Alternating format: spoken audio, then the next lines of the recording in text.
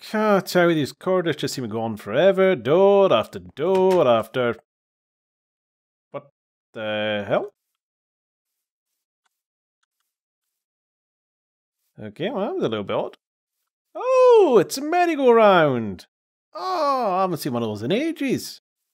That's a musical merry-go-round. Insert disc. Oh, and he's a Fairmaster. Check disc for damage for insertion. Yeah, okay, fine. Oh, lots of music. What we got? That's quite a nice little selection there. Chirp. Yep, we'll try chirp. Let's see what happens, shall we? Yep. Disc looks fine. Here we go. Oh, would you look at that go? That's very pretty.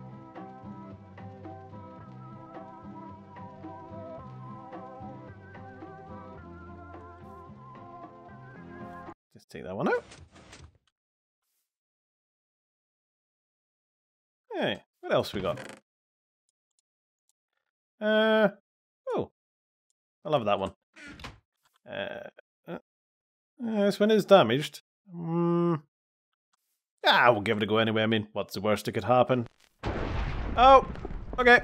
That's. I don't like this anymore. I'm gonna go now. Bye-bye. Hello, sysfailure here again. And I hope you enjoyed the little merry-go-round there. If you want to have a fiddle with it yourself, you can download it in the description below, just down there. But before that, I'm going to give you a quick run through of how everything's working. I'm not going to go into all the major details because you can look at the world file for that. So we'll cover the corridor first. Now, you've probably seen that trick about 1,000,000 times before, but I'm still going to show you how it works. So down here is actually the corridor. As you see, it's actually sealed off, but... And if you come along and down here, just turn this off for the moment. Quite proud of that. It's a lovely system, turns full clocks on and off. I do recommend building one of those.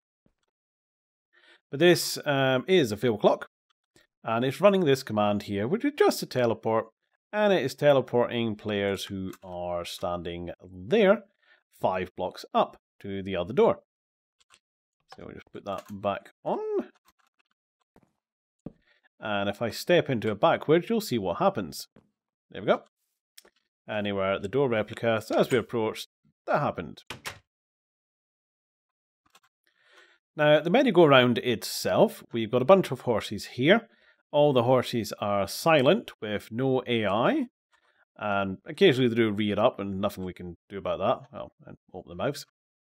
And every one of them is Merry Horse 1, Merry Horse 2, Merry Horse 3, and so on, are all being teleported to their next position, also being rotated and being raised up and down so that they look like the horses on a merry-go-round. Annoyingly, teleporting entities does move them between points. So if you had an entity, say, there, and you teleport to there, you'd see it move in between. That was an ancient bug, it went away, now it's back. Not much we can do about that. And the merry-go-round, I'll show where they are in a second over there, is just cloned and overwrites the one here over and over. The little trick that powers it is this jukebox. It's in here, these are all the discs that are available for the game.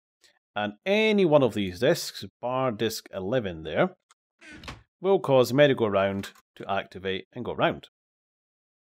Disc 11 will cause it to change to the other merry-go-round type, and it will replace the horses with the skeleton and zombie horses. Probably, if you're going to play with this, it's worth mentioning the teleporting system targets entities with custom names, but names are visible when you get close.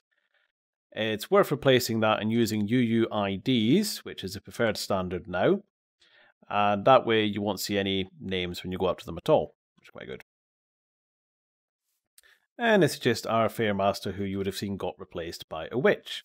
All these entities are set to silent, so they don't make any sound, and are all set to no AI, so they don't go wandering around. We break through here. This is the teleport system. There's quite a few of them, it looks like.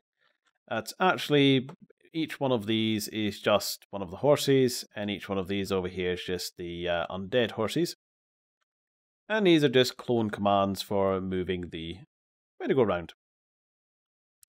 There's one delay after the teleporting, just because of, as it says, entities move between points, whereas clone doesn't. And it's to try and make it look a little more lined up. And down here is the witch. This is the fair witch. And she just gets swapped out with the fair master up there when it becomes the evil one. So the little system, and this is useful for detecting specific types of disc. We have this comparator right here. And each disc in the game has its own signal length. And there are 12 discs, so 12 possible signal lengths. And every one of them comes and outputs a signal which travels underneath there and enables this system here. The 11th one, you'll notice, doesn't come out of this side and goes out of the other. It loops round and does this one over here, which turns it to night, does a bit of lightning and swaps over all the entities and starts running the other fairground. Fairground? Merry-go-round. Well, you get merry-go-rounds and fairground, I know what I'm on about. And this one at the end obviously has a longer signal, so it will also activate line 11. But that's just why we've got this bit here, which I'll just get rid of this at the moment. Comes round and locks off 11 before it can activate, just to make sure you're not trying to run both at once. So that's the little systems that run it. Where's that hole gone? Here we go. And as it says, the merry-go-rounds themselves are cloned from somewhere over here. I forget where they are, actually. I think they're down here. Yep, hang on. Yes, there we are. And we just have them in various positions. It doesn't actually clone the steps, because that's not needed. That would just be wasteful. But we have them just the different rotations as the poles are moving round. And there's a cow in here. I'm not quite sure how we ended up with cows in here. And obviously these are just the sort of evil dark version there. And I've lost the hole again. So hopefully you found that useful. And as it says, you can download it in the description below and look at the commands fully yourself. And hope you found it interesting. So as per usual, thanks for watching and bye-bye. I want to mention I have some picture frames here. Why do I have picture frames with nice little sunflowers on them? Well, they're entities. If we pull up my free screen, the E in the top left there says I'm looking at 2 entities, and now I'm looking at 0, 1, and 2. They're there because the clone command doesn't actually clone entities.